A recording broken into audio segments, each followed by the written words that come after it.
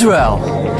This country is so intriguing. I mean, just to think of its many names. The Holy Land, the Promised Land, the country of Zion, the aggressor country, the land of milk and honey. Call it what you like, but I think we can all agree this place is a wonderland. Perhaps the key to its secret is that it exists beyond space and time.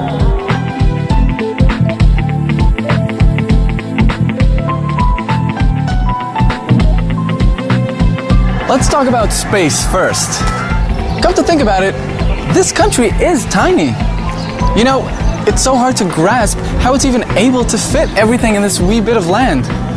Looking through the other side of the looking glass, well, it doesn't surprise you because once you bite into this multi-layered pie filled with historical, climate, ethnical, and religious ingredients all mixed in, anything you can think of can be found right here.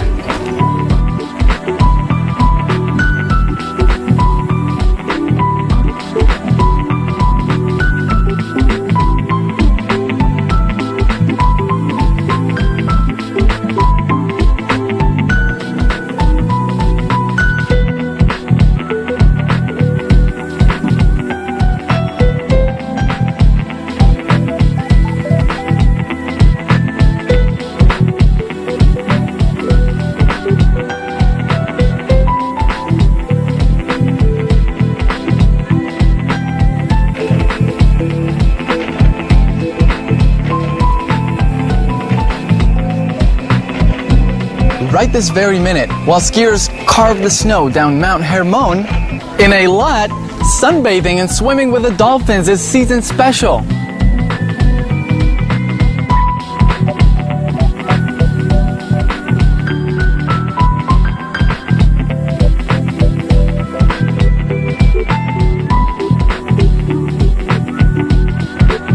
While Jerusalem is covered in snow, a mere couple dozen miles away, the heat is almost unbearable by the Dead Sea.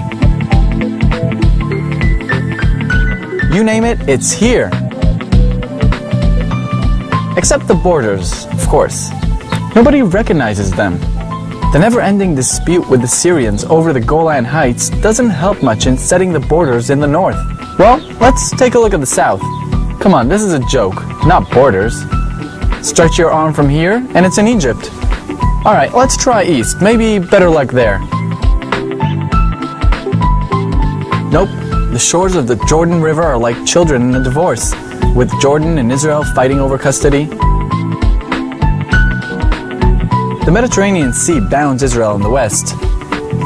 Want to try set a border there? Since the beginning of time, this country was struggling to define its borders. It's like, here's the country, but where's the borders? No good, right? Now, how do you define a space dimension without a border? Exactly. And the time concept? I don't even want to get into that. It's sort of like this country is beyond time. Where do you even put the reference point?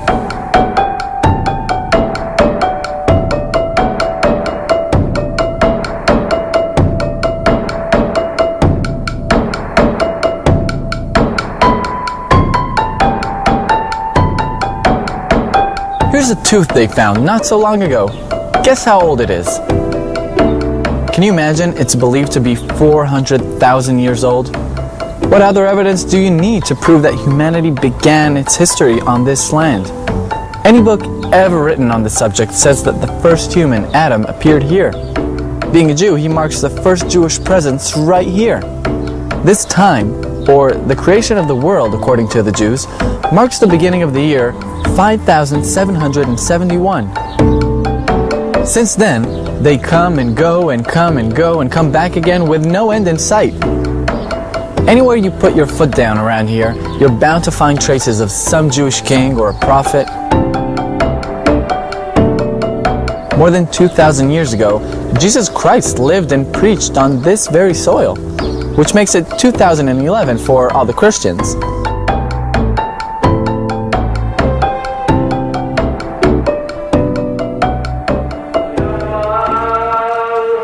In the 7th century, the Muslims arrived, following Muhammad, who prayed in the vicinity along other prophet.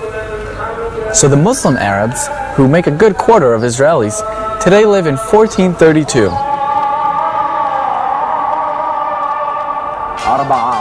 In 1948, Jews from 70 countries attained the restitution of their country, the State of Israel. Then they were once again able to gather in the Promised Land. So the historic birthday of the state is 1948, which makes it a bit over 60 years old. Still has a while to go till retirement though.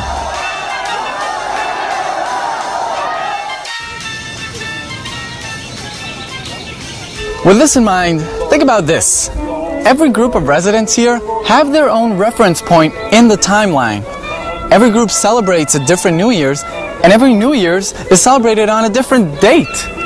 The one thing they all know for sure is that a celebration of a certain event actually begins the night before. With all this confusion about where they are in the timeline, well, that only creates more confusion.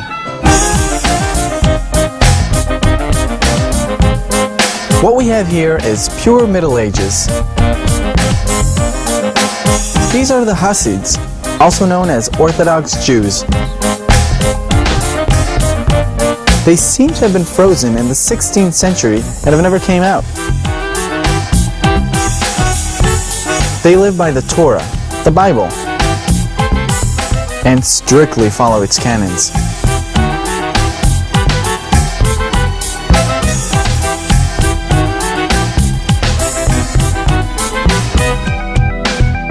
Part of the Arabic population is also stuck in the Middle Ages, and there are more than 1 million of them here.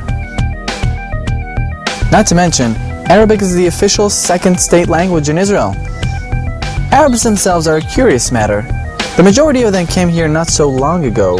However, a fifth of them did have roots in this land since ancient times, and they claim to be the real Jews, having converted to Islam at some point. Israeli Arabs seem to be in a constant battle, and yet they do live far better than many Arabs elsewhere. But I guess that's how it is in a democracy. Everybody's struggling for a better way of life. There are some places where people seem to be stuck in the 19th century.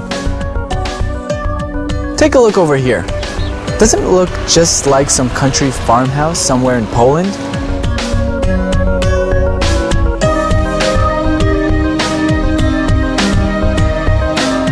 Bedouins, for instance, still keep it Moses style, with all the appropriate attributes, tents, camels, goats, all included. This lifestyle is actually now accessorized by a Mercedes parked around a tent and a cell phone in hand.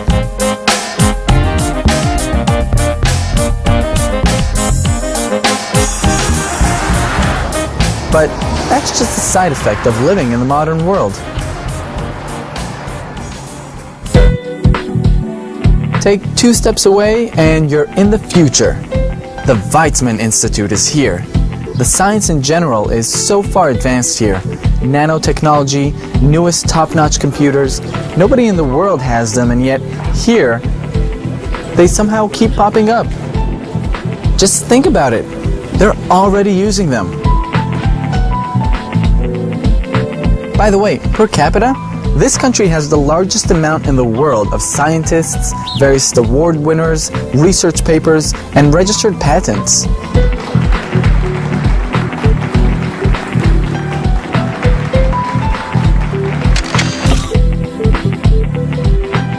You know, the majority of these capitas lead a pretty comfortable and pleasant life. You know, just a daily routine, going to work, going back home, strikes, protests, wars.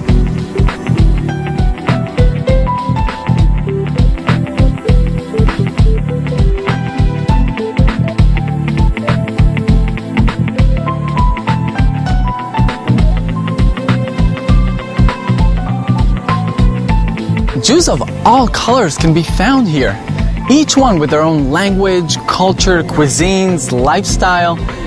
Apparently the only thing in common they have is that they're all Jews.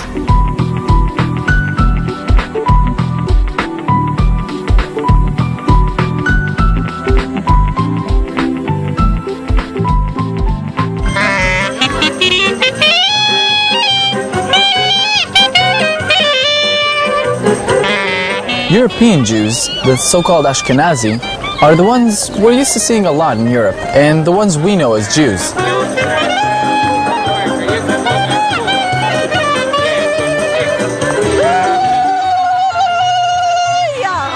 You also find that there are Moroccan Jews, and Iranian, Muslims from any Muslim country,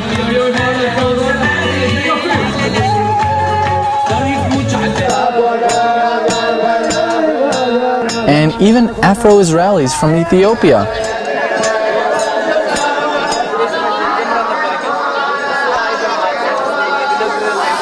But even within one group, let's say Ashkenazi, there are even more subdivisions. Some are from Poland, some are from Sweden, others from Germany, Belgium, Russia. I can keep going. Did you know, by the way, that there are more ethnic Russians here than there are Jews in Russia?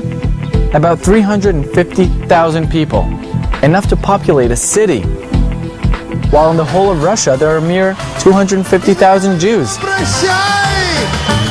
Каждый из нас еще не раз приедет сюда, на эту святую землю, чтобы искупаться в ваших аплодисментах, получить от вас цветы, которые родились здесь, на этой земле Израиля.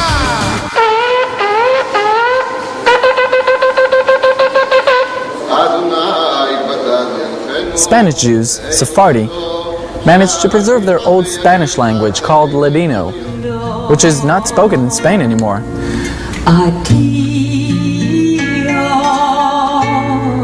Adiós, querida,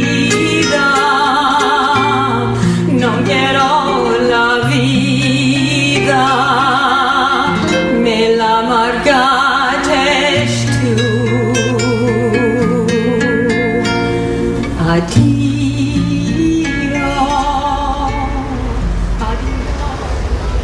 Speaking of language, this was quite a linguistic miracle on its own.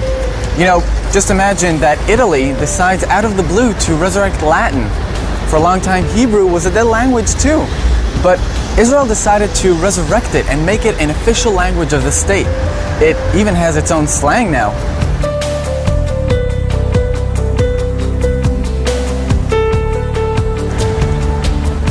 You can meet all sorts of people here. Take a look at this girl. Where do you think she's from? Africa? Maybe the US? Oh, I see. All your ancestors are from the area. So you are a 100th generation Jew? That makes her Afro-Israeli. Okay, how about that blonde, Scandinavian-looking guy? Arab Jew from Morocco?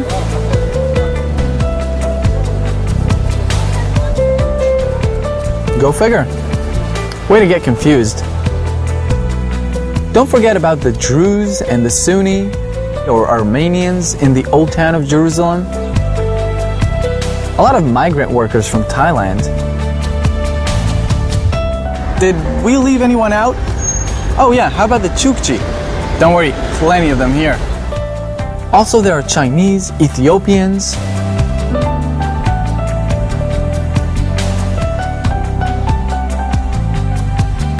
Many African American immigrants firmly believe that they are Jews and that all the apostles were black, not to mention Jesus Christ himself. Around 40,000 of these immigrants have arrived from Africa, and they still keep coming. Curious, isn't it? What you may not hear in the media is that over 40,000 Muslims actually immigrated here after 48. You know how they say some